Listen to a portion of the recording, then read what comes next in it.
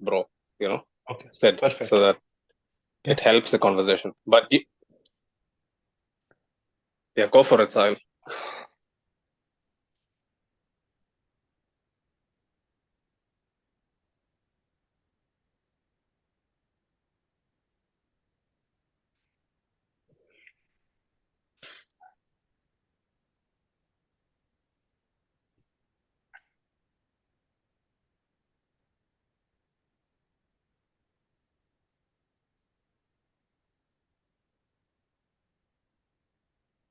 And we're live. And the intro's done. Hola, Madridistas. Just making sure, Sahil, are we live? Because I can't see it on my YouTube app here. We haven't gone live yet. I don't think so. Okay. Let me check again. We are, I think. We are live. We are live. We are live, yeah? Okay. Something's up with my YouTube app, probably. But yeah, hola, Madridistas. Where should we begin? Yeah. Another disappointing performance. Has been a string of them to start the season. 1 win in 3. I let the boys take the front with this one because I'm out of words. I'm out of energy, to be honest. Big up Sid, big up Sahil. People would be well acquainted with Sid. Sid has been, been our correspondent, our Yes. our go-to in Madrid. He has been, carrying out the operations to great success over the past year or so. Pick up yourself, man. I'll come to you first, Sid. Go for it, bro. What are your initial thoughts like? It's life is like sometimes that bad, then you start laughing at it. Yeah, I'm in that stage right now. Completely we have all been there. unexpected. Yeah. And it's more like I have a lot of things that I would like to highlight. First, the team looks tired, like completely tired, but that's not an excuse. Completely looks tired. I feel a lot of players are playing out of position. Only Vinny, who's playing at his position, Mbappe wants to try on the left. Fede Valverde, 2 years back, he was a right winger. Last year, he was one part of the diamond. Now he's in a double pivot with Tchouaméni. Tchouaméni doesn't look consistent. Like, I can just go on and on. There's no energy. There's no direction from the team. Like, I have no clue. When the team is going forward, what do they intend to do? It's like a lot of attacks are happening, but there is no complete communication and direction. And they have pace, but there is no rhythm. It's like, and sometimes when at least on the like broadcast that I was watching, which is a US based ESPN broadcast, there were times when the commentator also highlighted that Mbappe and Vinny don't want to pass each other, like at specific situations. I don't know what's going wrong, and especially away from first 2 away games. We were kind of laughing at Atleti in our group, the other day. They dropped points, and we were like, whew. And we were talking about the Julian Alvarez 003. It's with Kylian Mbappe and La Liga also. And I don't see any, I just don't see anything changing. Because Brahim came in, I have no clue where he was playing. Like, first of all, I don't understand what Carlo Ancelotti told him to do.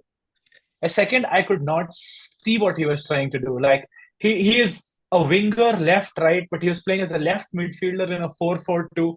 Again, a player out of position. I know, like, to be at Real Madrid, you have to be successful and have the ability to play great at multiple positions. But this much, when you have like 6-7 players playing outside of their main positions, I think there's a lot of disorientation that is happening.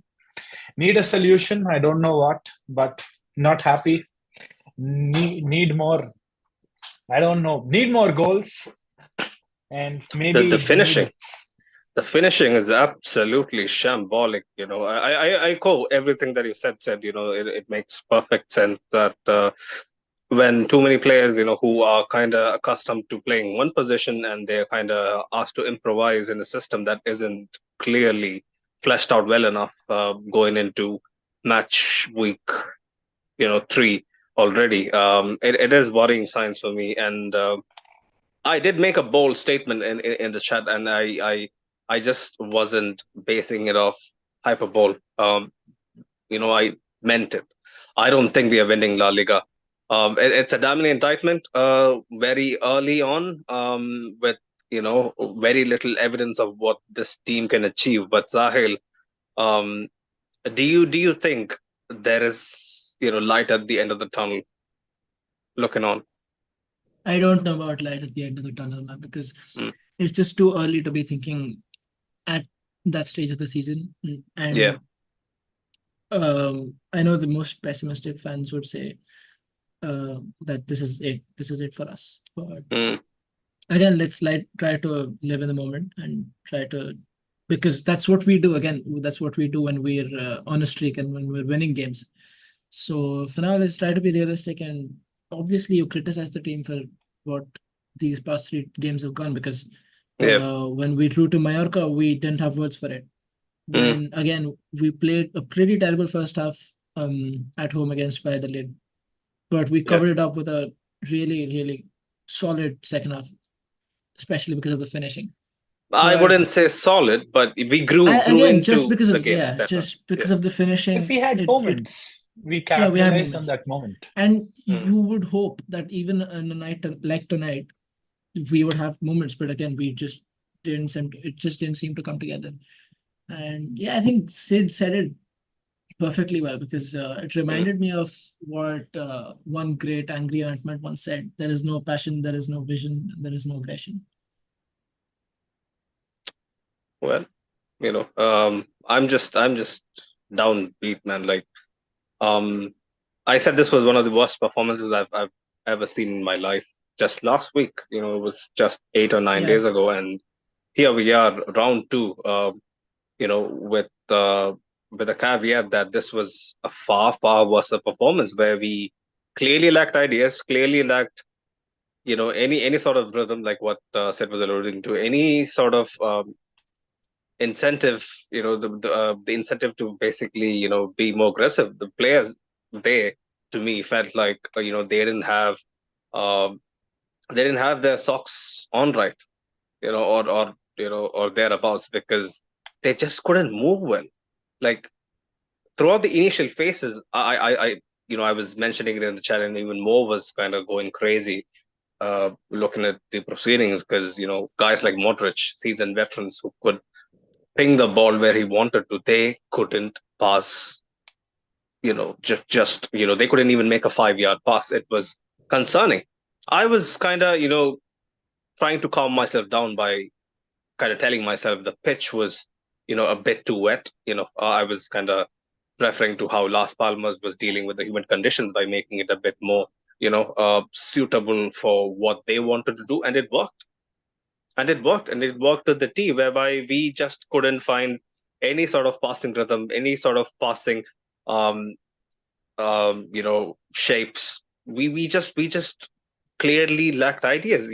Players kind of running into each other's places. How many times did we see a well worked move go awry just because someone apparated right in the path of a supposedly well meant pass? It just, it's shocking. It's shocking. The body language of the players, my goodness. I have to again start with Vinny. I don't know why we have to do this, because some people were really keen to point out that I had a Vinny agenda somewhere around this time last season. This is not an agenda. I love Vinny, just like I love Rodrigo. Or I might have a slight bias towards Rodrigo, but Vinicius is just as loved by me. Like, he is our talisman. Let's not get it twisted. He won us the double last season. But just the way he moves around the pitch and the way he reacts to adversity, super concerning. I don't give a fuck if it's Las Palmas, away at Gran Canaria, man. Like, this is early pass of the season. We should be registering big 3 points on the board, and that's all that matters. Like, I don't give a fuck about your hairdo. I don't give a fuck about, what do you think this team is looking like. You got to be the one who should be rallying the troops, who should be saying to the rest of the team, let's go, boys. It isn't really looking bright right now, but we have to keep pushing. I see Fede doing that, and I see that on his performance as well. He is basically carrying Even the out soul of of this position. team. Out of position as well. Yeah. So why can't But Vinny do that? Is Vinny that much I younger to Fede? But go on, Sid. Go on. no, I feel obviously Vinny has been the talisman of the last 2 seasons in a way. Like Benzema was Mm. there, but he was transitioning. I Yeah. feel with the arrival of Mbappe, right? Mm. Like Vinny is like, okay, if I don't do, there is somebody who can take the blame for it. Like people will blame Mm. Mbappe. Like I was talking to a friend of mine, and when you said, like this, the players don't look physically present and are not Mm. ready to take. And he told me that he just sent me this photo, and he's like, "Don't you think Mbappe looks unfit? And this is why they've given him an oversized jersey to cover it up because he didn't have a proper preseason." And I didn't think of that angle, where half of our players haven't had a preseason. But when it comes to Vinny, like when I Yeah. realized that, like when he had the ball, Mm. he was trying his own thing like he always does, but Yeah. it just not working. Mm. And then there were times when it's not working, and he would be like, okay, next time I'll make it work. This time it was Mm. just not coming, and I felt Mm. that he was in that zone that he's like, I'll try. If not happens, the media, whoever, they'll ask Yeah. Mbappe the questions. I can, just go around it. And, Mm. and maybe it's that the case. Like maybe he's no more the main man. And this is why maybe he's just not fit enough, or they're just not combining. But maybe his mentality is in that zone where I can get away with this. If he's no more the main man, then he should be just as vulnerable to getting dropped as Rodrigo is. Because Rodrigo basically My got boy dropped takes today. the blame every fucking night. Why? Yeah. Exactly. I And don't get I it. kind of And also. Brahim was nowhere And as near as good as Rodrigo Yeah. was. No chance. I think it's the case with Brahim you is just like. go on. Sid. Go Sorry, on. I'll just add on to it, and then you can Yeah. take. Like Brahim, whenever I remember last season also, when he Mhm. came on the bench and he was scoring, and we were asking fans, right, he's knocking on Ancelotti's door, like he deserves a start, he deserves a Mhm. start. And whenever Mhm. he gets that start, you're like, Yeah. where is Rodrigo? And it's the Mhm. same recurring theme, Yeah. like which has happened in the first three It's a games. carousel. It just keeps rotating. It's a revolving door, right? These two guys, they just go in and out, right? Sid, I mean, I completely understand. And one thing that both Sid and Sahil, you guys should you know you guys should tell me if you guys agree with me or not. But when Rodrigo is off, we just see the evidence of what Rodrigo does when he's on the pitch, especially starting. The amount of yards he covers, the amount of pressing he does. I don't think Brahim really does that much. I do Nowhere agree. near. With Rodrigo, we have just two of our front three not working.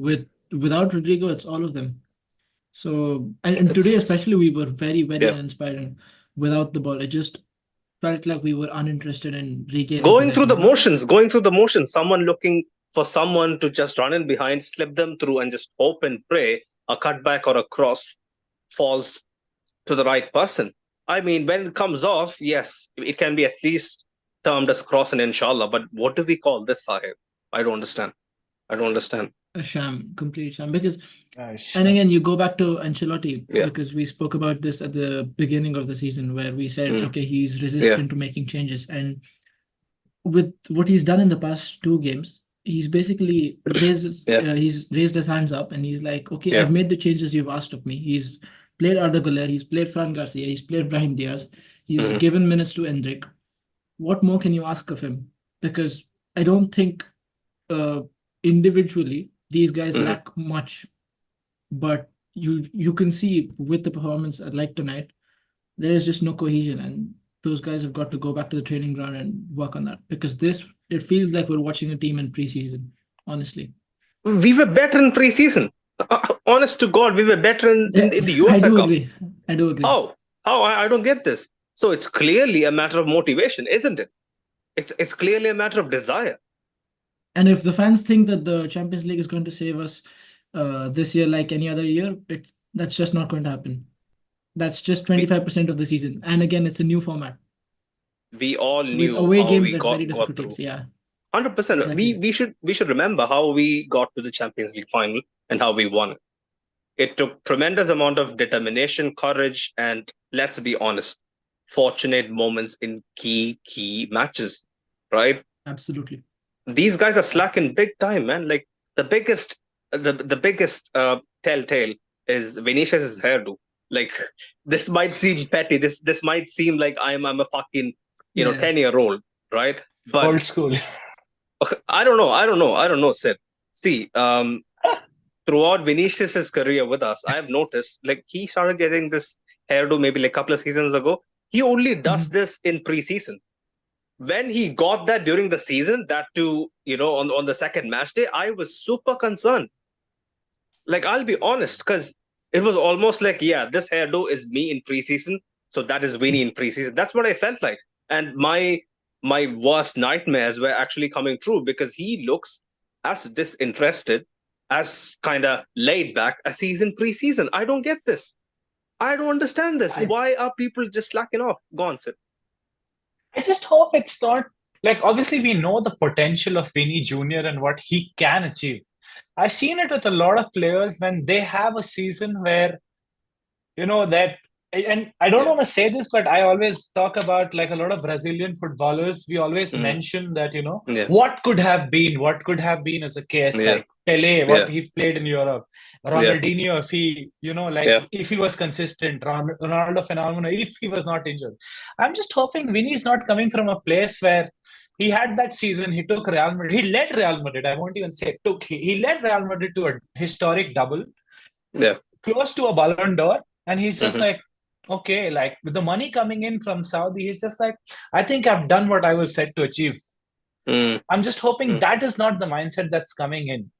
And with respect to what you guys spoke about Carlo Ancelotti, I'm reading a quote from the post-match press conference, and he said, I take the responsibility, I will find the solution. Bold statements, but worrying statement also, because if you are defending champions, you should not be finding solutions. Like, you should have already had them ready. Like, you should have them ready. Yeah, exactly. The Kroos equation is something, Sid knows it very well, right? Like, can't we give him the benefit of the doubt in that situation? With that, the Kroos situation, basically. Yeah, like, obviously Toni Kroos going was, everybody, like, remember when we used to speak in the last two games, like Dortmund and the Betis game, and we were like, people don't realize what's gonna happen. Like, how much we're gonna miss. And I'm telling you, Fede Valverde is probably one of, if I had to buy a Real Madrid jersey right now, I'd buy Fede Valverde. Not because I love the person who wore number 8, but I love Fede. But one big problem with Fede right now is, it's not a problem, but it's a different style with Toni Kroos, because Toni Kroos was one of those players who would move the ball to the place it has to go. And he would sometimes, if he can dribble, he would take the ball away. He could pass around and distribute so much and still remain in the center of the pitch. With Fede, his ability to take the ball forward, his ball carrying ability so much that he would not look for those passes, because if he space, he would just try to run through, to run into, right? And sometimes we are caught off guard because he's just too ahead with respect to his position, and there's a lot of space which is in midfield, and then Tchouaméni is left alone to cover. If you notice, Sid, since you made a very valid point, very good point. Since you mentioned Tchouaméni, I would like to add the amount of times, back me up on this side if you think I'm right? When it comes to Tchouaméni is looking like, okay, I need to switch the ball, right? But I can't switch the ball because I have to go back, pass it back to the center backs, rotate it all the way around to find Lucas Vázquez. So when Kroos made it happen with one pass, these guys, like as talented as they are, right? Not so technically gifted. I get it, but it's a fucking switch, man. How difficult could it be that you have to rely on two center backs, another midfielder, possibly a wing back, to go all the way back to Vázquez from our left-hand side? It is just atrocious. Like, these guys don't even believe in their own abilities. Go on, sir. And I feel like that is also part of why Modric started tonight. Because I think we could all see that Tchouaméni on his own just wasn't it. And again, it was a proof of the fact that Valverde out of position it restricts him to an extent where I can go on and say change things up and send him out on his natural wide position again. Not as a wide winger, but as a wide midfielder, because the darting runs that he used to make and on the wing. And his pressing ability, helping Carvalho or whoever is the right back. In tonight's case, Lucas Vázquez. Vázquez also on the on the turnover, he was beaten one-on-one too often. I mean, it's not the first time we have seen that happen. I mean, that's always the case with him. But a lot of the time, when Carvajal or Yeah. Vasquez is beaten one-on-one, you always have Valverde to cover. In Yeah. this particular position, I don't think Valverde, you bring out the best of Valverde defensively or with runs into the attacking phase. If you notice on the goal as well. Go on, Sid. Go. His innate ability, like for Valverde, is to attack and press. He is a great, like, if you want to say he's a 7.5 out of 10 on passing and moving the ball around, where Cruz is 9.5. I say Fede Valverde's pressing and finding space with the ball is 9.5. So you can't expect him to do that, and that is genuinely. And we don't have other options. Like Camavinga is injured. The whole Dani Ceballos episode since morning, I was like, is he going? Is he coming? A lot of people said he just tweeted those are lies or something. I just saw. But we didn't have options. 100. So that is also a big concern, because I don't expect Luka Modric to do that. A 39-year-old Luka Modric to do that. I don't expect a 18, 19-year-old Arda Güler to do that. So the amount of people restricted is basically Camavinga, Tchouaméni, Fede, and Dani Ceballos. Bellingham too, when he's playing there.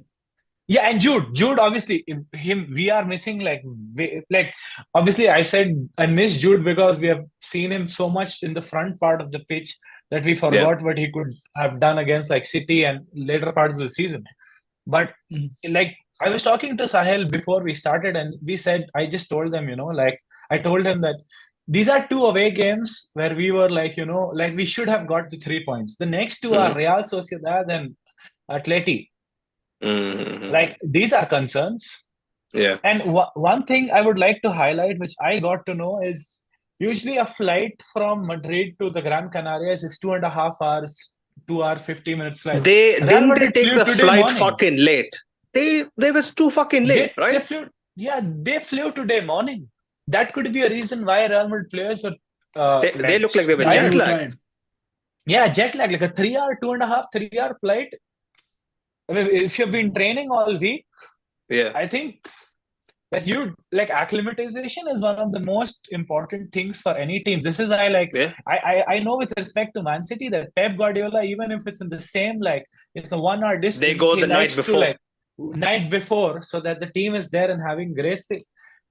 This could have been one reason, and I don't blame Ancelotti for that. Probably could be some marketing reason, probably the Champions League draw. I don't know what. Those are both decisions. This has happened.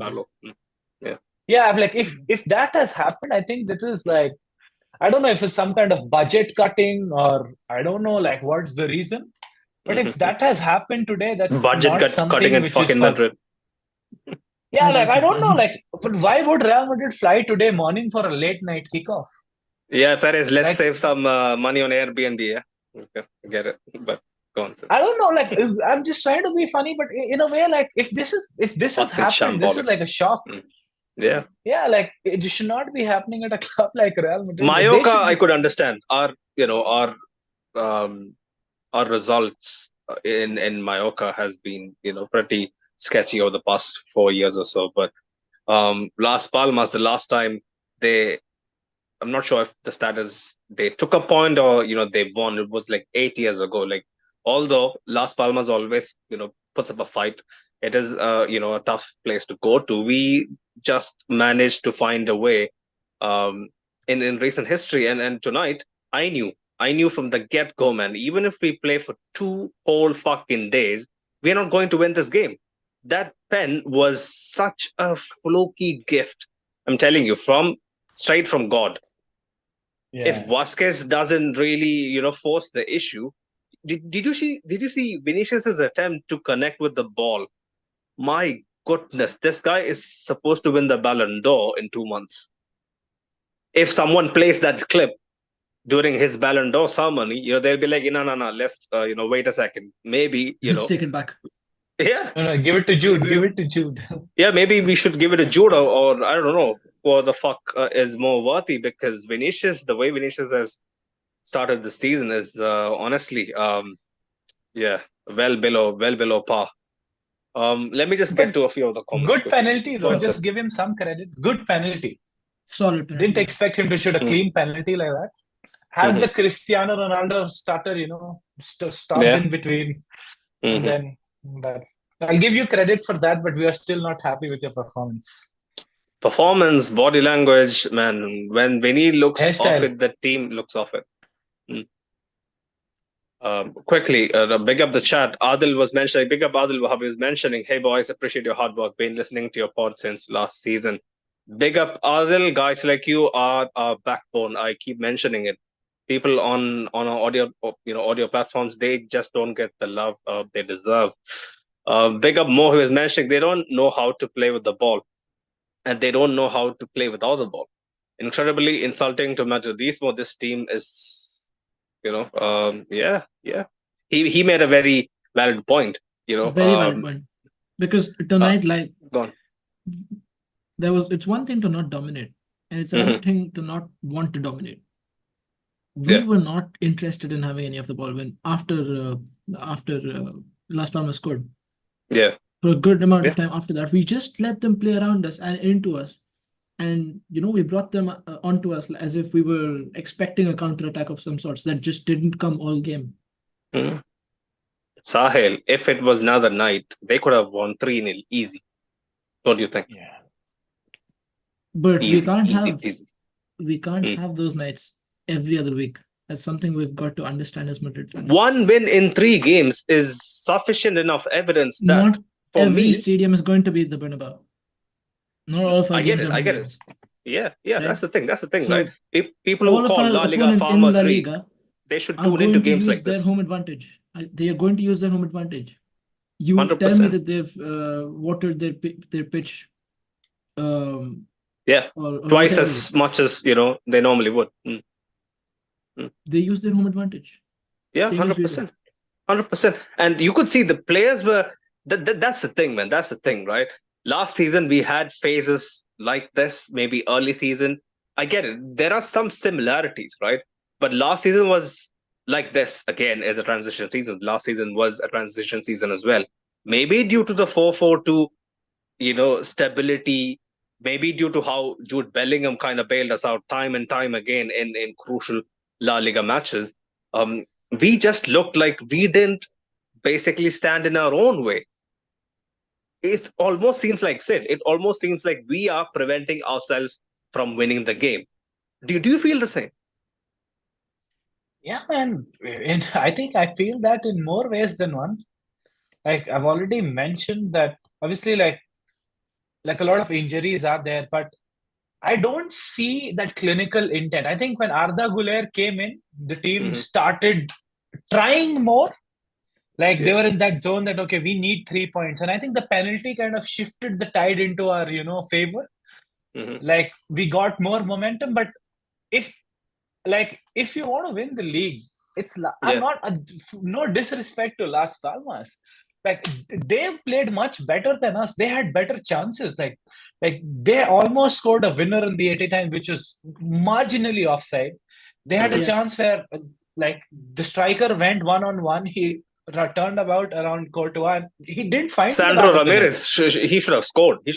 Yeah, like and us, we didn't have those clear-cut chances. Like we were not getting space, and then the players were forced to shoot from distance. Like Mbappe was trying to cut in. He had that one shot where it was straight at the keeper. Vinny, I remember Mbappe had this brilliant run from the opponent box to our box, and he squared it to Vinny, and Vinny just casually put it in the second tier. And I was just like, man, this is like a 3. I was just like you need and his reaction. Vinicius' decision making, man, honest to God. Yes, it's the lack of reaction that infuriates me sometimes with Vinny. Yeah, it's as if he expects another chance to just fall his way. We know how much he's capable of. He can do much, much more. But if you need a trigger all the time to do your best, then I'm so sorry. This is just not acceptable. This isn't the place to be. I'll be honest. This isn't the fucking place to be, man. This isn't the club to be. You got to be on it every fucking game. I don't care if it's the Copa del Rey. I don't care if it's the Champions League. I mean, the stat makers will have a heyday with this. See, The stat says in 12 games, including the Champions League and La Liga, we haven't lost even once, right? When the away team, when the opposition took a lead, we haven't lost in 12 games when the opposition scored first. On paper, it looks a very, very nice stat. But we all know how it went about. If you guys remember how we closed out the last away fixture last season against Sorloth, when he scored a hat-trick, or did he score a poker, right? Against Villarreal. So, man, we need to really fix up, because Barcelona, this is the stat, and this is a very telling stat. And I have seen Barcelona enough in my life to know that, yes, they might be a circus. Yes, they might be a club that is basically changing up their identity every fucking 6 months or so. But they managed to find a way in La Liga. Whenever they have won the opening 3 games of a La Liga season, they end up winning it. And it's not happened on the odd occasion. It has happened multiple times. They just have a knack of winning this league. We have won just 1 in 3. I mean, where do we go from here? I don't understand. Sociedad, yes, they have had a sketchy start to the season, but Atleti, do you expect Atleti to to roll over when we visit them? I don't think so. Go on, Sid. Absolutely not. Already 4 points behind. So that's like a psychological advantage to Barcelona. They are like we just need to keep doing what we are doing. Like if they have a lead this early, that's the mindset they get in. And Atleti, man, like last season, what happened at Atleti, both the games in La Liga and Copa del Rey, if we play like we played against Mallorca and Las Palmas today, like Atleti could long days. They could have their game of the season, if for them having the game of the season is beating Real Madrid at home. Yeah. And if we play like this, we're just gonna serve it. And it could even get ugly. It's not the matter of if we are getting defeated. We are definitely getting defeated. Atleti is mid at best. Like I've seen that they've added, like a couple of good strikers. They have kind of bolstered their attack well, but it doesn't really translate onto the pitch. I've seen them multiple times this season. They don't look that team yet. But if we play like we do right now, we're just begging for a thrashing. That's not going to sit well with Carlo. Like, man, I love Carlo. I love his coaching staff. I have a very deep relationship, a very good relationship with Francesco. Even him, like his body language just looks off on the bench. He's posting memes on Instagram. Just everything about this season from start to finish looks off. Like I just feel like there's something way, way off. Like I was mentioning in the chat, like, yeah, like I can get out of hand, sometimes when like I'm someone who gets my emotions kind of, boiling over when on certain things, especially with football, right? I was mentioning there's something off between Mbappe and Vinny. And Mo made a really nice joke that I could maybe get a job at El Chiringuito. Yeah, like I would definitely, go over there and teach them how to basically do proper journalism, right? With much less yellow in it, right? But when you see Mbappe and Vinny trying to link up, like trying the level best to have that all that experience, all that skill set they have under their arsenal, they're kind of trying to blend it, and it never kind of becomes one. They're trying so hard. Like if you guys remember, like I think Sid mentioned it earlier, Mbappe was kind of behind the attack because he was bundled over or something happened. I don't remember exactly. But Vinicius has 2 options. He can maybe go for the Hollywood shot that is bent the ball into the top right corner, or he could just lay off a 5-yard pass to Mbappe, who could maybe try to, turn the CBs or, maybe play it out wide again, maybe kind of recycle the ball. But Vinny goes for the spectacular. Mbappe threw his arms into there straight away. Carlo lost it. Francesco lost it. The guys on the bench, Davide, he was fuming. So all this just doesn't look right. Like, even I don't know. Garcia on the overlap. Yeah. That could have squared it to like Fran the Garcia, 2 players inside the box. Fran Garcia, he just knows one thing. He just has the square button on his controller. He just knows how to cross. If he doesn't know how to cross, he has to go back. Like I was expecting, okay, Fala Mendy, yeah, he was kind of invincible. Like he invisible. Sorry, my bad. he didn't really get into the game much. But Fran Garcia came as someone who was supposed to provide impetus. What did he do all of the second half? I don't get this, man. Like, why do all of our players look like they're off the pace, disinterested, kind of looking clueless, coming on for of the back of a double winning season?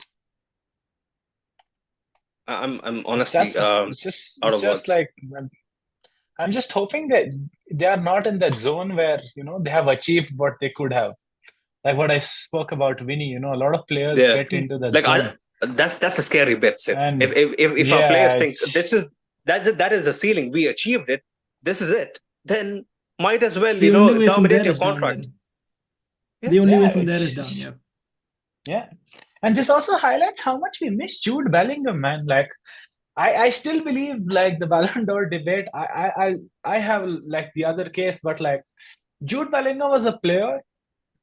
If he doesn't win you the game, he's going to create for somebody to win the game. And if he doesn't create, he's going to rile up the troops to win you the game.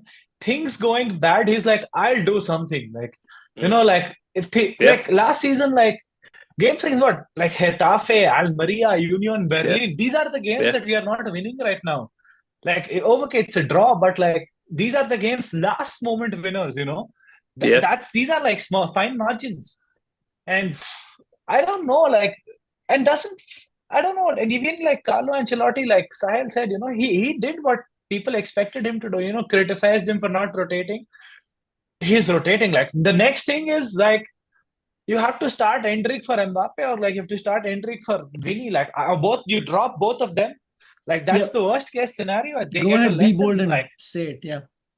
I said it. Farooq was here. Farooq was telling me, Farooq, the guy who is supposed to be, the Carlo killer, right? I told them that, if Mbappe continues to stink out, during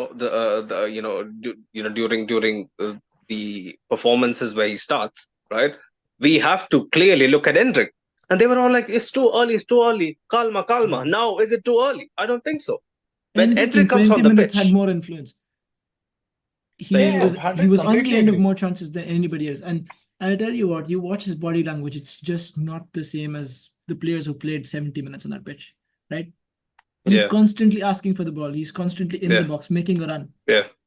That is not what Mbappe is doing. He doesn't shy away from, half chances. He's just throwing his body at everything and anything. Exactly. Like, I want that. I want that in my striker or centre forward, whatever the fuck we are playing right now. But Mbappe is clearly off it. Like, there was some redeeming moments towards the end of the second half. Yeah, he tried to kind of force the issue. Yes, we could see flashes of the PSG Mbappe or the French Mbappe.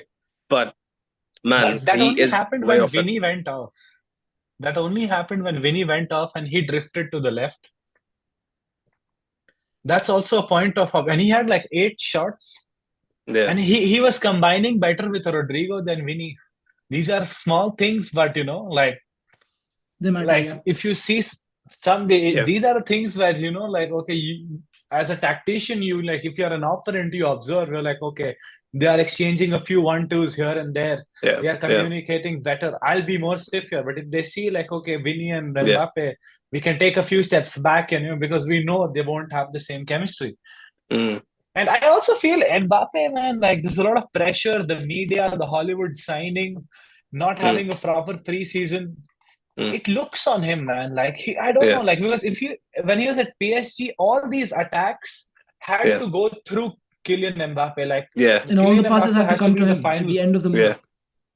Yeah. And now he's just like, he's in that zone where if I should create for Vinny, I should distribute the ball. I should be the second fiddle, or they will create for me. Like, and obviously, I still feel he's not fully fit. I still feel he's like, I personally, like, I don't see usually Mbappe. I've been following him since 2017. I've never seen him wear an oversized jersey. I'm telling you, if you go back since Monaco, it's even though it's a thing which my friend told me. But like, he's in that zone where, okay, what am I supposed to do? Like, like, I remember when he passed it to Vinny, and Vinny like squared it up like to the second tier, and he didn't, like, he looked down and he wanted to react. But he was just like, I can't react. He's the main man. No, he threw his arms in the air, if I remember. He was angry, man. if I remember. But yeah, And taking whatever it back the to case PSG might be, days man. is somewhat. Mm. It reminds me of this thing the commentators also said today, where Yeah. one thing is that Mbappe is expecting all the passes to come to him at the end of every Mhm. move, and that's just Mhm. not going to happen at Madrid. Mm. The other thing is at PSG, he was either the instigator or he was the finisher. Like here, Yeah. it just feels like he's stuck in between, where he's neither Very the good point. one starting our attack and Yeah. he's not the one getting on the end of it. So what is he, Yeah. right? That Yeah. is Yeah. sort of an identity crisis in itself. Mm. And yeah, you can cut him some flack for being played out of position. And Yeah. again, we're making a point with Endrick waiting, Mhm. right? Mm. But something has got to change there because the dynamic right now, it just doesn't seem right. You can cut him that amount of slack for 1 or 2 games, but this is the Yeah. third game in a row. I mean, if like the Go game on, sir. against Betis, like it's a tough nut to crack, Real Betis. Like Mhm. it won't be an easy game. Obviously, it's the best part is that the Bernabeu, on a Sunday evening. Yeah. But Yeah. and Carlo Ancelotti in his press conference, like post-match, he also said I'm quoting him. He says, Mhm. I haven't seen any improvement compared to the Mallorca match. And if you Yeah. still depend on moments like against Mm. Betis, because Betis Mm. could be much more clinical Yeah. than Las Palmas. Yeah. And even against Valladolid, we were giving them a lot of chances. They probably didn't Mm. have the players to create and then Converted. probably Yeah. move and convert. Mhm. But Betis, they have players who could finish. And if you play like this is gonna be literally like we would be hoping for the international break to come so that the team gets a breather. And I just hope nothing goes wrong with injuries or something, because if this keeps on going, like 2 more games, because if you see, Suned and I were talking post the international break, Real Madrid play 5 times in 14 days, 15 days. Mm. 2 games at home, Atleti, Real Sociedad Yeah. away. And then there's a Champions League game probably coming in also, because I was looking at the calendar and the first game is scheduled in September. So it has to Yeah. happen after the international Right. break. Yeah. So more and more 5 games midweek in, games. yeah, more midweek games. And if the squad isn't fit, not ready, not being clinical enough to kill matches, Yeah. then a few more, like if you have 2 more draws, then Mhm. you are looking, are we even competing for La Liga, or should we start like it's 2 more Are draws we is like mid-table? 4.5 Is the points gone. question. Now I think we are fucking mid-table, man. We are mid-table. Yeah, we might have a Not moment or two. mid-table, We but might like win. I genuinely think the way we play, Sahil, like back me up on this. Like, isn't this mid-table shit that we are seeing on the pitch? I think This it is is mid-table shit. expensive shit. having to scrap for a draw, having to scrap for a point away at Las Palmas is very much mid-table for a team It's not. Yeah. that is Go on. coming off the back of a double against a team that I think hasn't won since December of Yeah. last year. They Yeah. haven't won a game, Las There you go. Palmas. There you go. There you go. There you go. And they were almost about to win. That's Yeah. the thing, right? It's It's not also even the result. The matter of how we kind of showcase ourselves on the pitch. Combinations, basic 1-2s, just guys having a clue as to what to do next. Go on, Sid. No, it's also like I was just adding it to the fact the team coming off at the double and signing probably the best player in the world. Mm. Like, and then if you have that kind of attitude, yeah, it's more like the casuals were very quick to remember. Oh, Madrid is gonna win everything. It's gonna be super easy. Fucking idiots. Yeah, like I don't know what to say, and that's the thing. Like, these are games where these are usually like talking like moments where we talk about if we win these games, what we could do against important, the big teams. Right now, we are not winning away from home, and this is just like a huge concern. And also, I feel like the fact that what I have read in the newspapers that all these Real Madrid away games, which were expensive, are getting more expensive because of the Mbappe tax that what the newspapers have started calling. Yeah. Yeah. And I kind of feel it's also giving a lot of teams much more motivation to prove a point, because Las Palmas usually, I feel they are like they prefer a possession based, style, and they put in a low block, but they were finding spaces and they were like just not clinical enough they were creating from these spaces. Players were there, they're just not clinical enough, and they knew, that okay, these are the moments where we could damage Real Madrid. There was a confidence I was seeing in Las Palmas where I would not have seen a few years back. I don't know. Probably it's the tactical setup by the coach, or they were like, we got to prove them a point. Like, it's not easy to come and win here. If Mallorca could do it, we could also do that. And again, and you can bet your bottom dollar that all of the other teams in La Liga watching this right now are going to go and say, okay, if they can, we can too. And it's not just about getting a draw, right? Some team might even come and beat us tomorrow. So yeah, it's just some teams on their day will beat us or will outplay us. Yeah. But letting that translate into consistently bad results like this is what is hurting right now. And I think in the long term, one of my final thoughts on this, of where we are as a team right now, one of my final thoughts is, if this continues beyond the international break, then the only obvious solution is to revert to the diamond and to revert to the same set of individuals that were starting last season, with the exception of Cruz. You obviously slot in somebody instead of Cruz. That's Tchouaméni. We revert to the diamond and then hope to fill Mbappe somewhere in off the bench at first. But yeah, once Jude is back, I think that is the obvious solution if this continues to be the way it is. Mbappe off the bench, he might call his. It is a very bold. It is a very bold call, Sunil.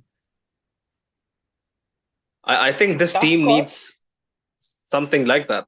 Either Vinny or Mbappe being dropped, and it's gonna make international news. Maybe BBC, breaking news might report on it. The day after it happens, because it's gonna be that drastic. And then the pressure comes back onto us, and then maybe we play well enough, right? Yeah. Because soon enough, the media and the fans are going to start scapegoating Mbappe, and you know what's coming.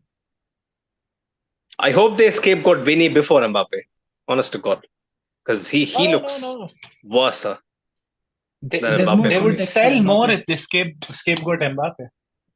Correct. There's more context to Mbappe because of the way he rejected us 2 years ago. Yeah. With Vinny, there's all love. He grew up at the club, so I don't think they're as much as he deserves it. I don't think they're scapegoating Vinny before Mbappe. And according to you guys, what's going wrong with Kylian Mbappe? Like, what is going wrong? Is he not finding his feet? Is he just lost? Is he just like in a new setup, not match fit? I'm not saying it's a transition player you're buying, right? You're not buying a Arda Güler. You're gonna give a 2-year period to settle in and deliver. It's Kylian Mbappe, man. Scored a hat-trick in a World Cup final, man. If there are like 4 best players in the world, it's Mbappe, Haaland, Jude, Vinny, right? Rodri, 5. As Man City, so it's wild money for whatever.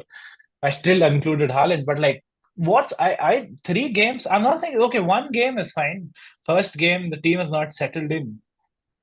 But it's 3 games, man. Yeah. Lack of preseason. I don't want him.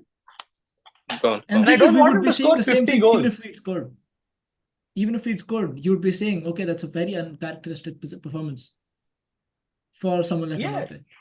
Like, I wish at this point, I wish he scored, because come on, man, like that is true again. The scenarios from where he tries to shoot and his shooting accuracy has been dismal. I mean, come on, man, like he can't even basically test the keeper right.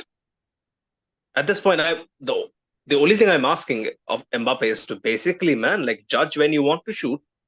Number 2, at least bare minimum, force the keeper into a save. He's not even doing that. He basically maybe did that twice over 3 games. That's just shocking. Let me get into a few other comments. Go on. It's simpler than we tend to put it. It's with Mbappe, it's maybe 2 or 3 things. One is the fitness that Siddharth pointed out. And the second thing is the new environment, which we can't really do anything about it. And the third thing is basically the glaring problem that he's being played out of position. As much as we try to ignore it, he is being played out of position. Right. So those are the 3 things that Vinny adapted to playing in the front too. Vinny adapted. Yeah, he did. And Rodrigo adapted. is a lesser player As than well. Mbappe, who has lesser experience than Mbappe. Mbappe Again. at least has prior experience playing centre forward, both for France and Yes, he does. for PSG. Yes, he does. Yeah. What about if Carlo Ancelotti has a front three, which is Vinny, Mbappe, and Rodrigo, but Rodrigo plays as a false number 9 or number 9 because Mbappe has experience of playing on the right wing. The first 4 years of his career, he was used to play on the right wing. That will happen Like, at some point in the season, I feel like. because But I I don't. remember in the Go on. last 10 minutes of the game today, like when he drifted towards either extreme left or to the right, he was combining really well with Carvajal, Rodrigo. They were like exchanging a few passes, trying to create. I remember they had like a few like short one-touch passes, and I then he get your tried point, to Sid. pass. But isn't the front three already improvised a lot? Like, do you feel like they have rigid positioning? I don't think so. All these guys move all around the gap, man. Like they have positional freedom, I think. Like Or maybe it's too much of improvisation. There is no continuity. there is definitely a case for that, for sure. Yeah, like it could be the either of the two, but whatever we are seeing is not something we are supposed to see.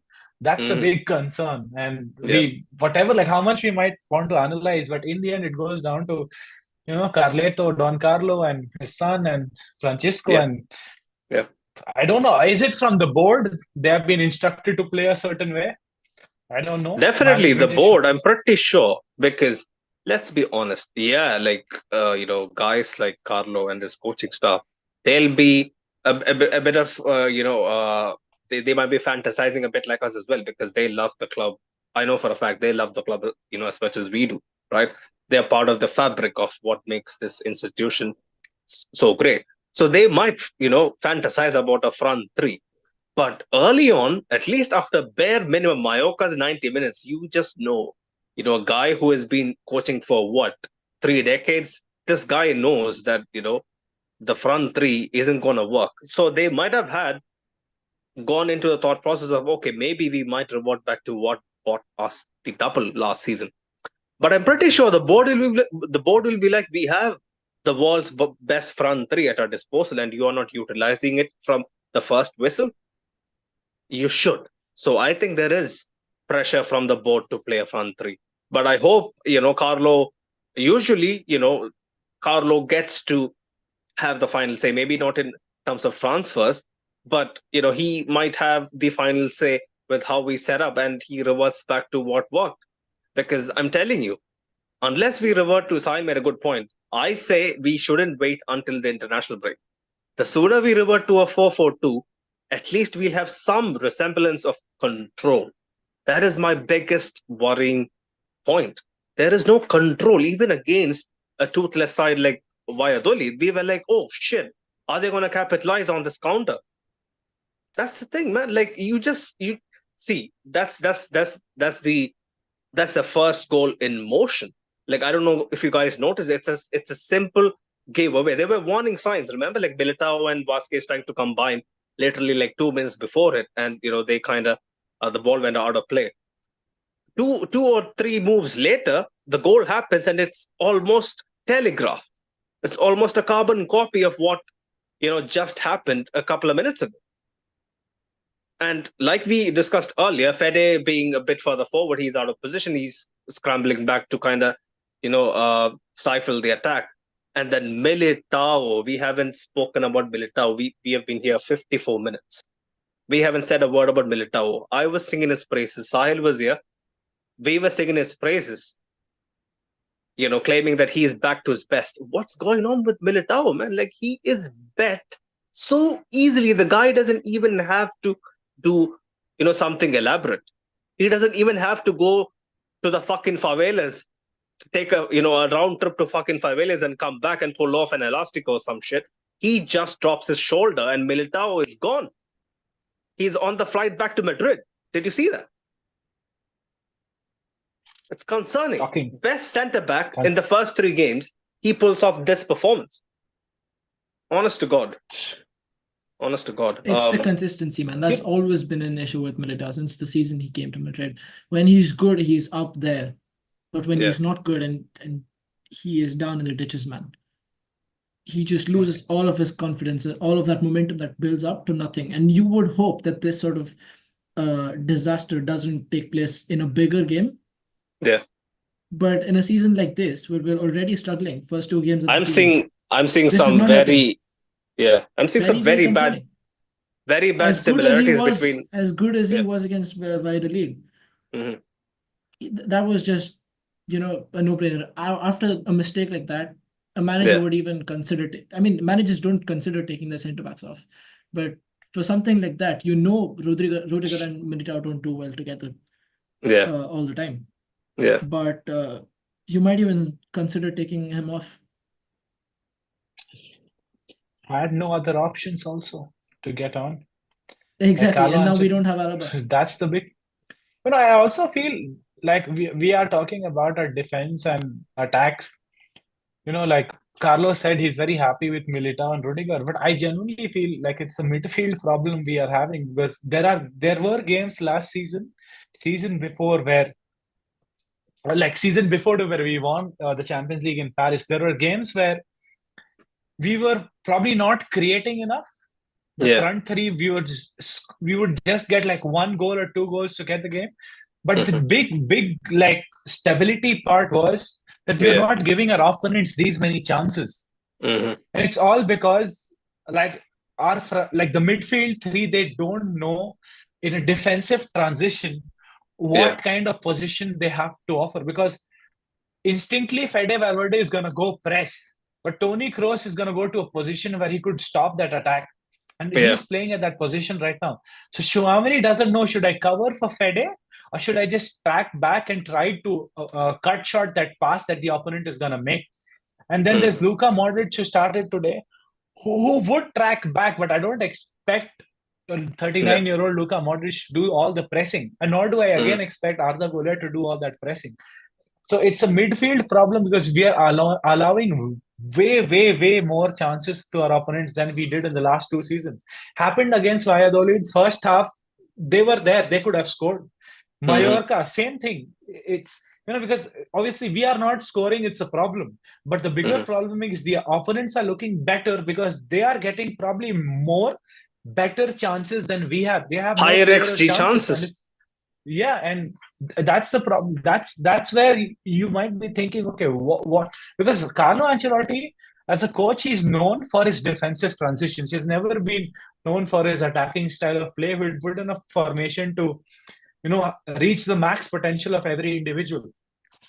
But what would make the team great is how the team used to act on defensive transitions. I remember even in like 2013-14, when we had BBC up front, he would make Di Maria do all the pressing, and Di Maria was not an off-the-ball player. He made him do that. Yeah, he made him into an 8. So that was the biggest turning point of the season. Yeah, exactly. And even like he had like somebody like Xabi Alonso for that one season who would, cover him up.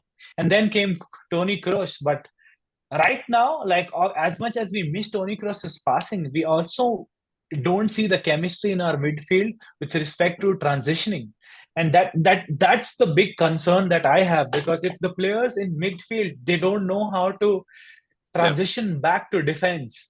Because the amount of white spaces that, like, there are like huge pockets of space.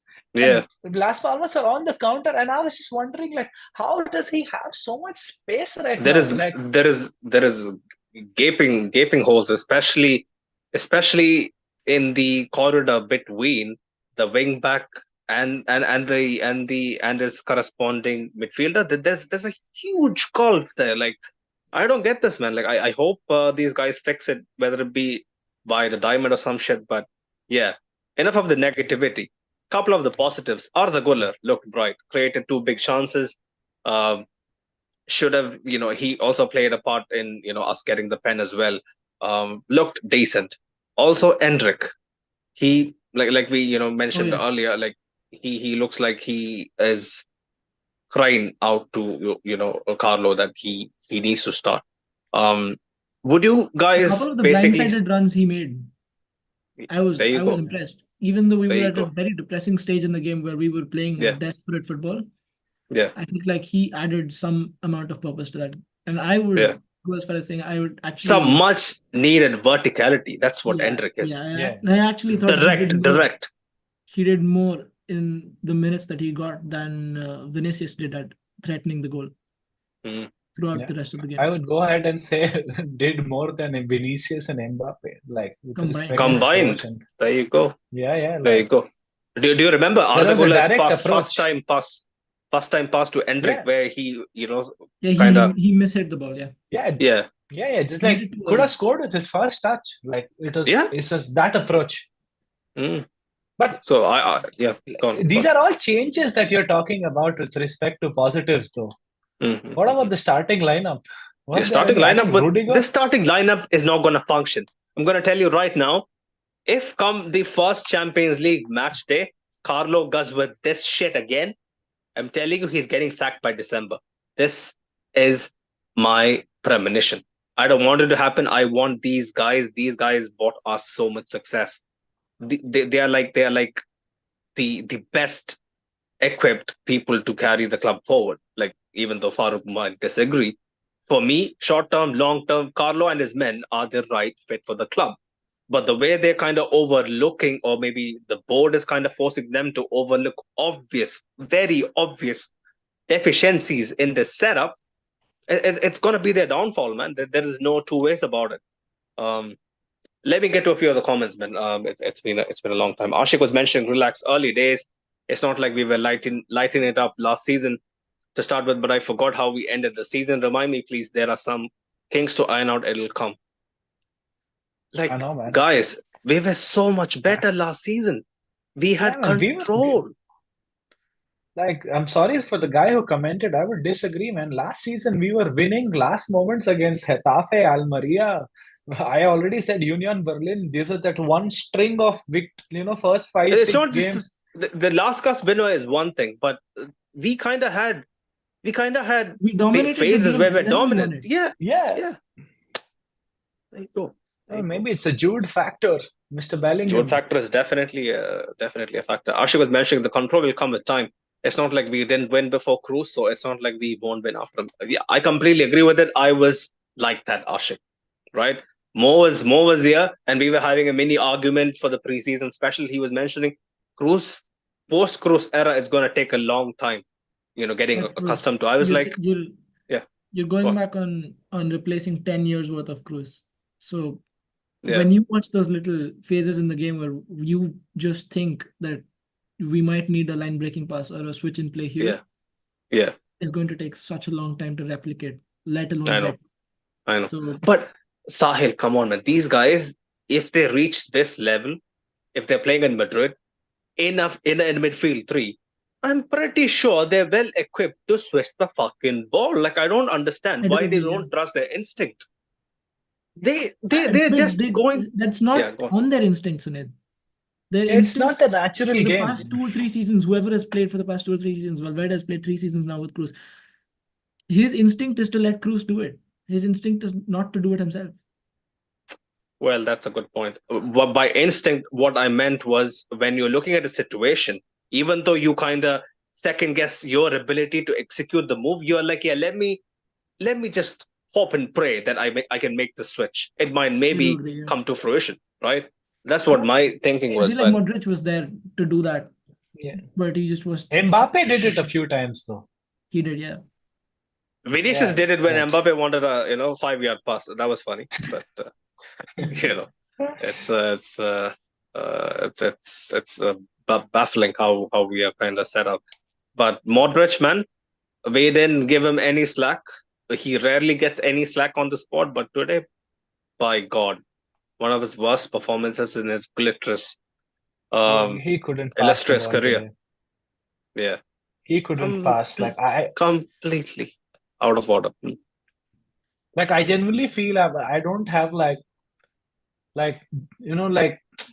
I'm nobody to criticize Luka Modric. I'm one of those people, like the amount of respect I have for that guy, but. Yeah. Today, just disappointing. Like, today was the day, like, when you are in the starting lineup after a while, where you lack a leader. Yeah. And, like, he could help dictate play, where we were struggling for the last 2 games, even though we won against Valladolid. Yeah. misfired. Like, And Modric, I you don't think want to this say is the bad guy about. we need to organize play and to break down a low block. What was But that style? I didn't get it. Modric, you would think is the guy you need There with you go. patience and a lot of control against a low block. Yeah. But yeah, I think this, as much as any other point we made tonight, is I think it highlights that the fact that the players who come off the bench regularly, most of them belong to the bench for now. You take Brahim Diaz and you take Luka Modric as perfect examples. And I don't know why Lucas Vazquez started, but I think that was Ancelotti saying, "Here you go. Yeah. You get what you wanted, right?" Vasquez at least had like I'll be honest, man. Like we all know where He he's wasn't at the worst of them, defensively. Yeah. but he doesn't add anything positive to the team, is what I'm saying. I'll tell you something controversial. I don't know if it's controversial. Like Carvajal, he looked decent when he came on. Okay, he was okay, right? But the first 3 games, Carvajal has been shocking. Like collectively, Maybe he he hasn't really started having gluten again. I don't know. Yeah, maybe. I don't know. It's definitely the Euros and whatnot. There is a part for that to play. But Vasquez, he gave us a lot of direct, selfless running. Sometimes in games, in drab games like this, I appreciate that a lot more than, maybe, you or Sid might. But that's completely subjective. That's what we are here for. The thing is, like, I also didn't expect like a banger from Lucas Vazquez because I know he's not a starter. So my standards with Lucas Vazquez not the highest. Like I like the player. Like you at the very least expected something of Brahim Diaz or Modric, right? Yeah, Brahim Diaz. But Brahim, like I'm just repeating. Remember, this is one moment in the middle of the first half where we were playing a 4-4-2, Mbappe, Vini up front, and Brahim is the left winger. Fede is on the right. Luka Modric and Tchouaméni were like the two sets. Well, I am just wondering, like whatever Brahim has been told to do or whatever he wants to do, he won't be able to do it from that position. And also, he's so good when he comes on because of his pace against teams which are tired. Yeah. Maybe if he came on today, like he could have got the winner. Like when Las Palmas, and we said the same thing about Asensio 2 years ago. When Brahim was effectively our Asensio replacement. I think he's replaced him in a better way, I would say. At least last season, what he did. But I don't know, man. Like it's like there is a reason. Yeah, it's like you said, there is a reason why they are bench players. But also, like Ancelotti has to rotate. It's a longer season. Like and the big problem is like 4 points dropped away from home. Is not the best start you want to look at, especially like when you are like trying to defend your La Liga crown. And we haven't won. We haven't won consecutively in 17 years, man. It's going to happen again. It's funny. It's funny. Maybe it is what it is. Like so much for pride. We can keep on going, man. Squad depth, no? Let me quickly cover some of these comments. But yeah, go on, Sid. You have something to add? No, it's just because like it's a collective responsibility of the team, and it's like a majority of them let us down. Because I can like individually, pinpoint if I'm criticizing Vinicius that much, I'm also criticizing Militao that much. I'm also criticizing Tchouaméni that much because he had a bad game. I'm also criticizing like Lucas Vazquez, Mendy, Fran Garcia. It's like 7 players already. Luka Modric also like 8. Like what's left now? It's more like Mbappe is also done. So the only players are like left. Yeah, Courtois you can't criticize Courtois. Certain edge, Rudiger. I don't blame Fede because there's just some people I don't feel. Some people, like they are very surface level in the sense that they are easy to point out. If the team collectively has a bad game, it's on the manager. Isn't that simple today? I don't think so. I don't think it's on Carlo for today. No matter what the setup is, no matter what the instructions are, the players out on the pitch are good enough to get 3 points against Las Palmas. It's as simple as 100%. It's also they're Adil playing Wah- afterward. yeah. There's Uh, also some midweek fixtures, so could be like jet lag, I don't know. Jet lag, I got to know from the commentary before kickoff, and I knew that is out of the norm. We don't do that really, right? But yeah. Adil was mentioning the attack is so static and the midfield lacks dynamism. It's very early stages, but help me work through this. How do we balance between the fluidity while having a structure and creating chances? The formation, my friend. The formation, the extra body in midfield, I think would negate a lot of the uncertainty we have while we are being breaked on. Like I'm not a tactician. I'm not a tactico. Not a tactician. I'm a guy who relies on my eye test. I'm very vocal about it. Right. I do think the diamond would fix a lot of those issues. 100%. But yeah, Bigger Prince, he was mentioning playing Chormeni is like playing with a man down. It's funny, man. This guy has a stat that is still relevant. We still didn't lose. With Chormeni, we haven't lost in La Liga. That's a very bright stat, right? he But won us the game also last season against Las Palmas. Oh yeah, the banger. Oh, was it Yeah. Las Palmas? Yeah. Okay, I believe it was. there you go. I think so. Las Palmas. Prince was mentioning, let's be honest, we need to bench Chormeni. Go on, sir. I'm just saying, like, we also pray that Jude Bellingham and Camavinga are back, because Yeah.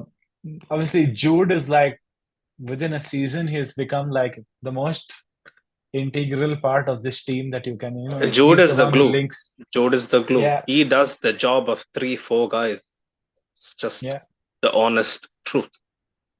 And also, like, when Chouameni is having a bad game, we have nobody like, so Camavinga gives you a different kind of an approach, and he's also somebody who can switch play. Usually does from the right to the left, but he's somebody who is more dynamic, multifunctional, and can have different approaches to different situations. Like, but right now we have no other options, and I was surprised Dani Ceballos didn't come in.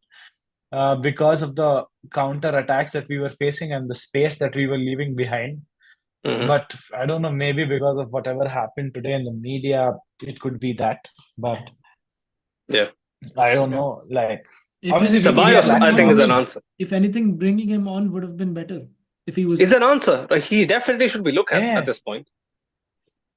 Yeah, like I expected him. Like, midfield is where we were, like struggling, and I don't.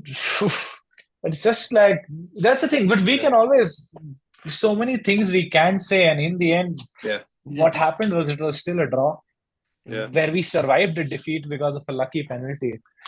And 100%. I can defend Real Madrid on this also, but pinpointing Chouameni is easy, man. But if you're rational enough to know that replacing Cruz is going to take a while, I think you should be rational enough to know that Chouameni will need time to fit into that role.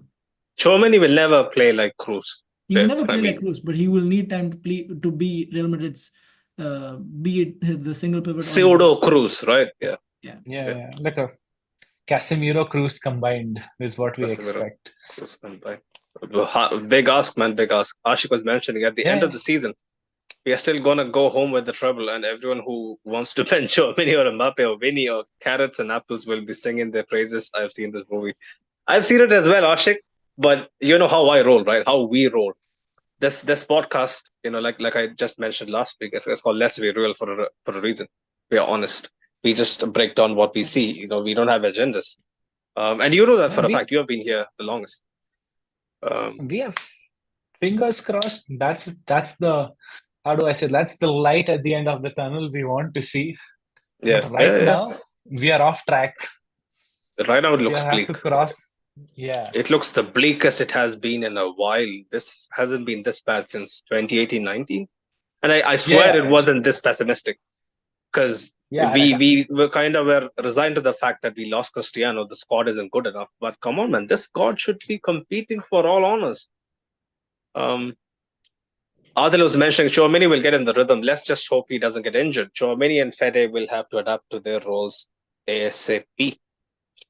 Ashik has a great point. The young midfield was living off Cruz's leadership, and Cruz splashed over their shortcomings, 100%. Now it's time to grow up, and they will without Tony as a safety net. Yeah, Rodrigo made a difference today, but Sunair knows Ceballos was needed today, deserved to start. I didn't think about him even for a passing moment during the game, I'll be honest. But yeah, now in retrospection, 100%, like he deserves, he deserves his minutes, his role. If it's looking like this, my God. If Brahim deserves it, then so does Ceballos, man. Come on. Yeah, he deserves a shot. Dennis, a great big up yourself. Dennis, he was mentioning, hi guys, man, I'm very disappointed.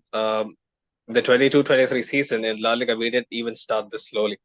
Yeah. We had better outings, even in 22-23. 100%.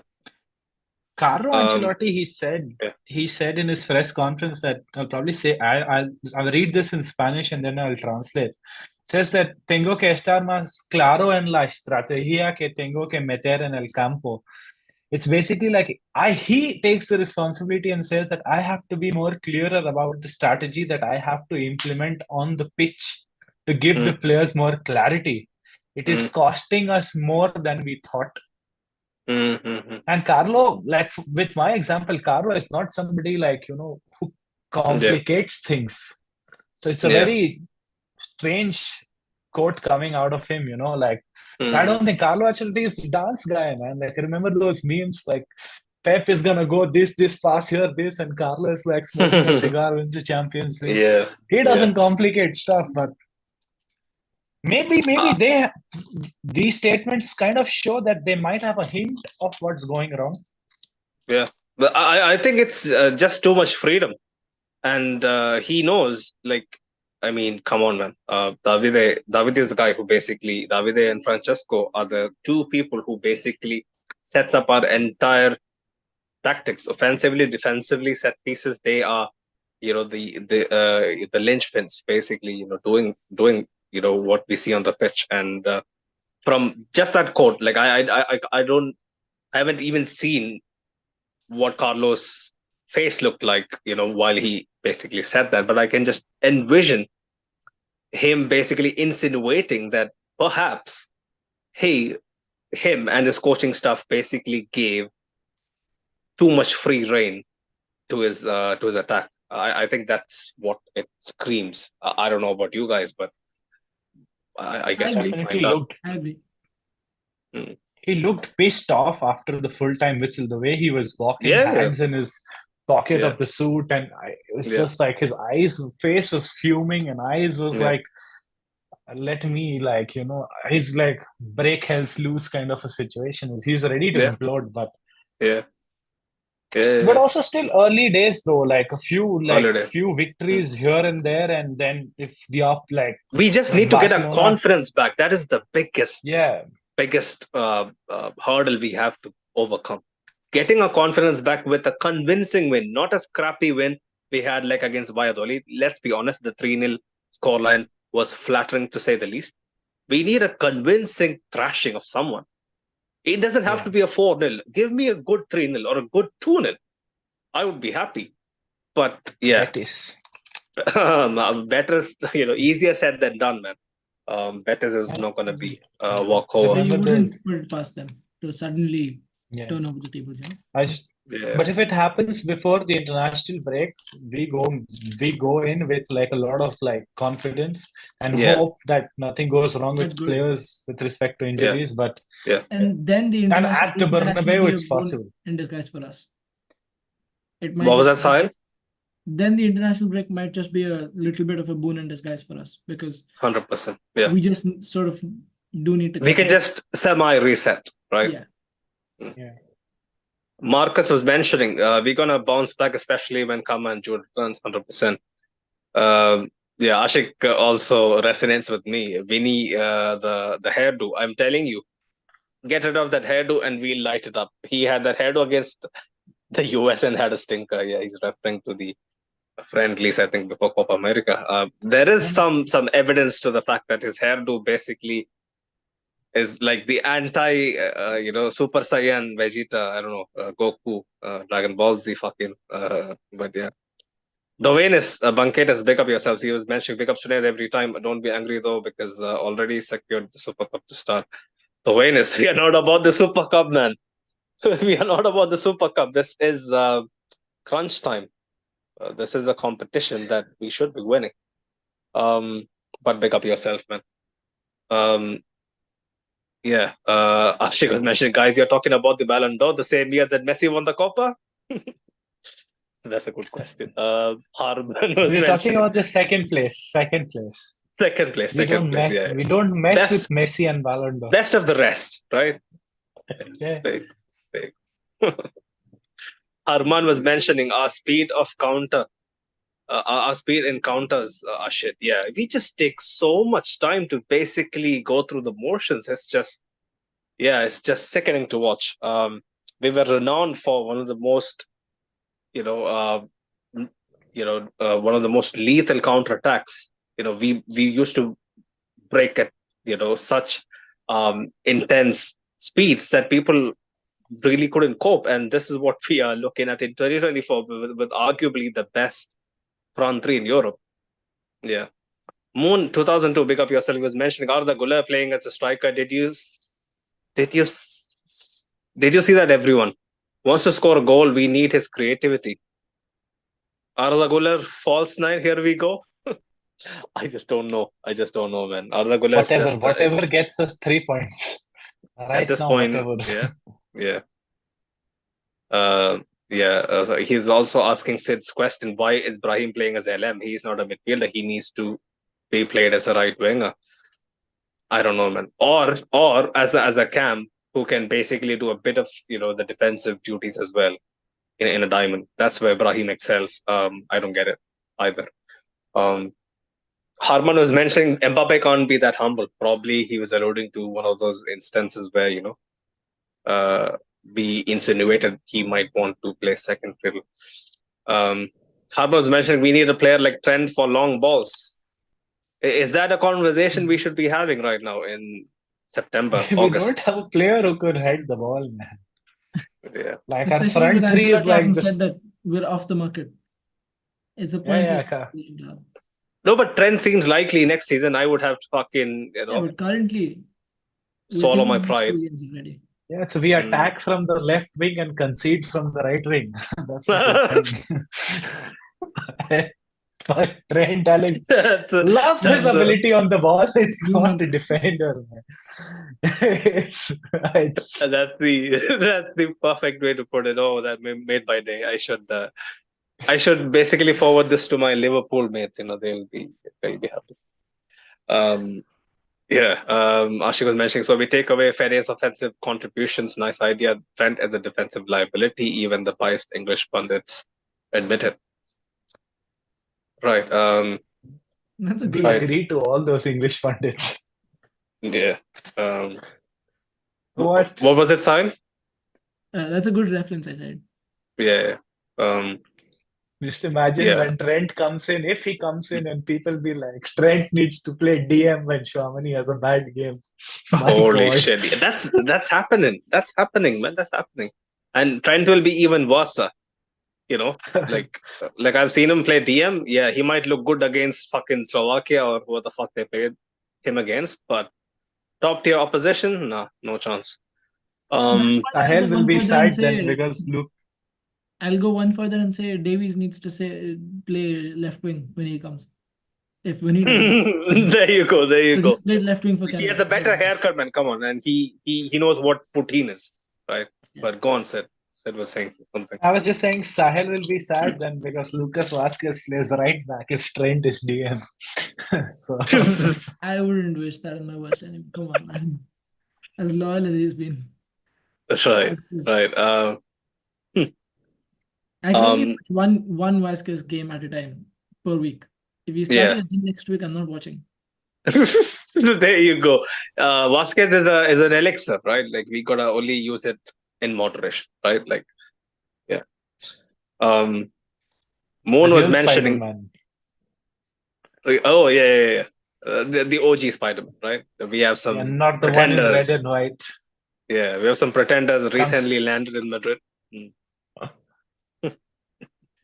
I was actually speaking to an Yeah. Atleti fan today morning, Mm. and he was so frustrated, and he said exactly this to me, and he's like, I can't believe we have hyped up Alvarez so much because he Yeah. used to come on from the bench and make the score 7-0 or 8-0 against Bournemouth Yeah. in a Yeah. Pep system. Now he's Yeah. at extremes in life where he has to do all the running for Yeah. Cholo with no service.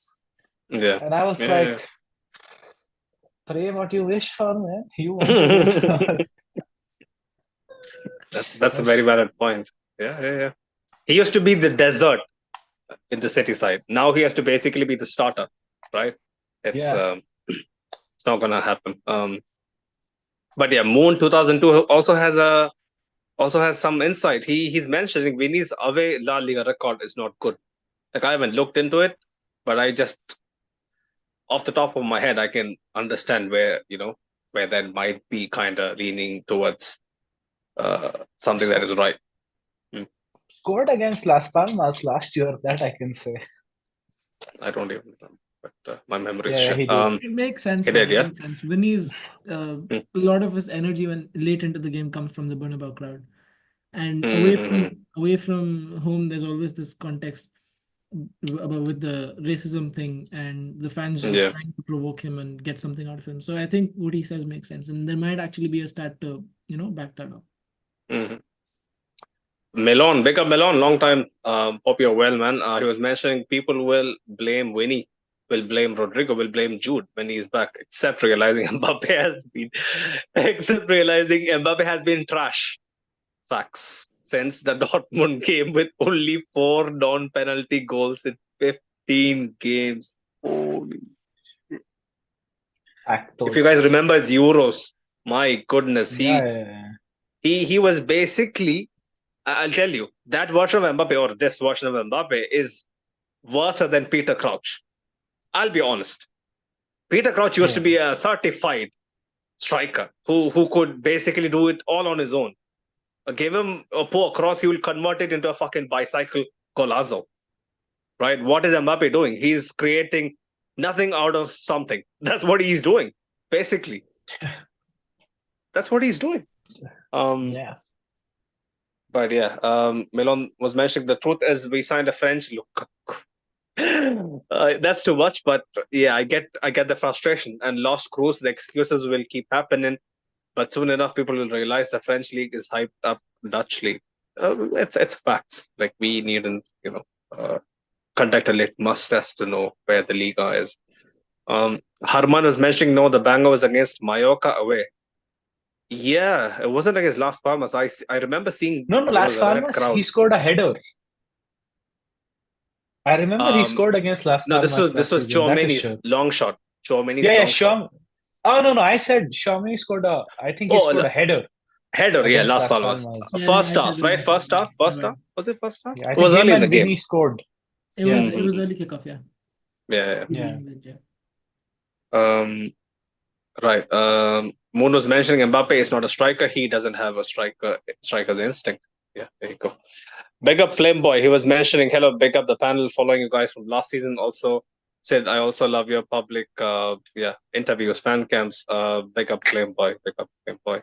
Yeah, said, for people who didn't know, said, basically has to, do a lot of stuff that goes on behind the cameras before he can, talk to people. It's really, a painstakingly done, job. That basically, what comes out is a fraction of what goes on behind the scenes. Basically, we also have Sharon, who is our lead DOP, right? He is also, someone who puts in a lot to kind of bring this out, and show as much love as you can. And we have big things coming in from Madrid as well. Some big interviews as well coming in during the international break. We are not gonna spoil it right now, right, Sid? But yeah, You look can just forward to say it. be athletic around it. That's too much of a giveaway, man. Sid, you're just too naive. Let Come them on. guess. There are two options. Let them Where is your guess. where is the painstakingly done press relations training that we made you undergo last year, man? This is very much a slackened job, but yeah, man. Big up every single one of you in the chat. Big up my panel. Big up all of you guys tuning in later on in our audio platforms as well. Send in your feedback, negative or positive. Everything is welcome here. The reason why we are here is because this is a two-way street. We have a back and forth conversation about football, life, everything in general. If you guys don't resort to violating the panel or hateful comments, everything is cool, man. We could chat all day. Big up our partners, Manscaped. Go check them out. LBR20 to get 20% off and free shipping on manscaped.com. Obviously, the pioneers of below the waist grooming. They also have a huge catalog of products ranging from nose trimmers, beard waxes, loungewear, you name it, probably Manscaped has it. Go check Perfumes. them out. LBR20 to get 20% off and free shipping on manscaped.com. Closing thoughts. Sahil, I'll come to you. What's your expectation going into Betis? But going into Betis, you would expect at least a marginally improved performance. And a victory, of course, is certain. I don't have to state the obvious, right? Mhm. We come Yeah. away with a win and then go into the international break hoping that sort of serves as a healing period for these Yeah. past 3 or 4 games. And on the other side of that, it's as good as a new start, right? You have Mhm. Atleti and you have Sociedad, 2 very difficult games. For Betis specifically, I don't think Carlo has to change as much as he did today, because he changed quite a few things today, right? Yeah. Yeah. And I believe he will revert back to a lot of the things that we used in the first 2 games. But like Ancelotti himself said after this game, the intensity needs working on, and a lot of the basics, the communication from the manager to the players in terms of how free we are, in terms of how organized we are without the ball, that has to change. Because the big takeaway from tonight for me was the fact that we were not willing to work or press without the ball. Letting a 100%. team like Las Palmas have 45% possession, that is, I know it doesn't go into the argument that, okay, Yeah. we're stylistically different and whatnot, but you can't, Mhm. you just have to dominate more than we did, right? And I would love to see us dominate Betis, because Betis are very good on the ball. Yeah. I'm not looking forward to seeing Betis dominate us. And yeah, simply put, just a very solid performance is Mhm. the least any Madridista should be expecting. Whether that comes with a change of shape or a change of personnel, or A bit even, of both. yeah, probably a little bit of both. That is completely up to Carlo and how he sees it. Mhm. But at this point, we just are desperately wanting a complete performance. Complete performance is the key word. Seth, agree? Yep. Yeah, kind of agree word to word to what Sahil said, but like I just hope that like when they are on the pitch at the Bernabeu, they feel the pressure Yeah. that they have to deliver. Like if they don't Mhm. feel the pressure right now, Yeah. then that's a big problem leading up to the international break. Mhm. And Mhm. in a way, like it's early days, yes, match day 4, Mhm. but you have 2 really big away games, Sociedad Yeah. and Atleti, not Yeah. the easiest away games. Mhm. So victory against Betis at home is a must. Yeah. And one thing I think would ease a lot of negativity, put down a lot of negativity, calm a lot Mhm. of us, is the Mhm. goals, a few goals from Kylian Mbappe. And I'm gonna say this: Cristiano Ronaldo also did score in his first 3 goals first 3 games for Juve in the league. I think he Mhm. scored in the 4th, Mhm. and he scored a brace. One was a tap in, and then from the left leg. So if you are his successor in one way or the other, your Yeah. first 3 goals are gone. Now it's time. You need to find the back of the net, man. Like to be honest, in that today, I was kind of hoping Mbappe scored that penalty. It's gonna make him, like Okay, probably yeah, he yeah. just probably he just didn't want to score his first goal, like said first goal in La Liga as a penalty.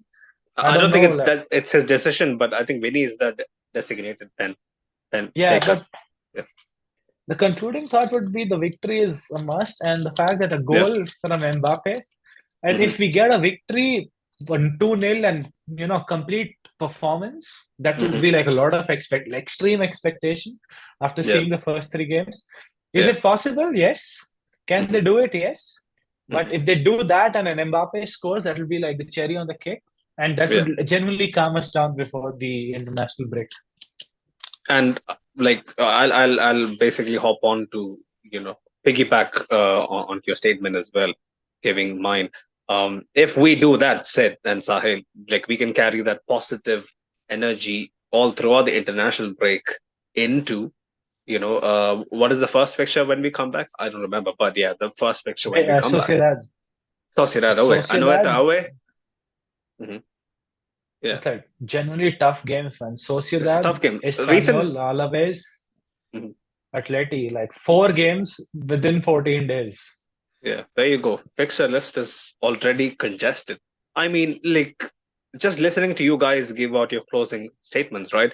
Um, it's a must-win game in our fourth La Liga outing. It's crazy, man. It's crazy how far behind we already are.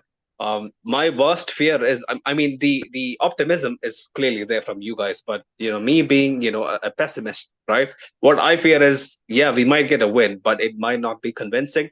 The burnabout is going to be the reason why we might get over the line against Betis, and it is kind of going to paper over the cracks, and we will be coming back to more of the same after the international break. I hope I am wrong. I want my team to succeed. I want my team to be fired up, basically dying to give that response after such a shambolic, opening 3 games in La Liga. Like, I just want that to happen, but I don't see how we drastically change shape, change fortunes, change the body language, and give everyone a lift in 2 days. We play on Sunday. I know, late night kickoff, but still, I don't think there is enough time to basically have a overhaul. But I hope we can kind of, like what Sahil said, give some sort of a complete performance to lift spirits. We need it now more than ever. But yeah, people, on that note, onwards and upwards, people. Until next time. Hala Madrid. Y nada más. Hello, Madrid, guys. Just a second.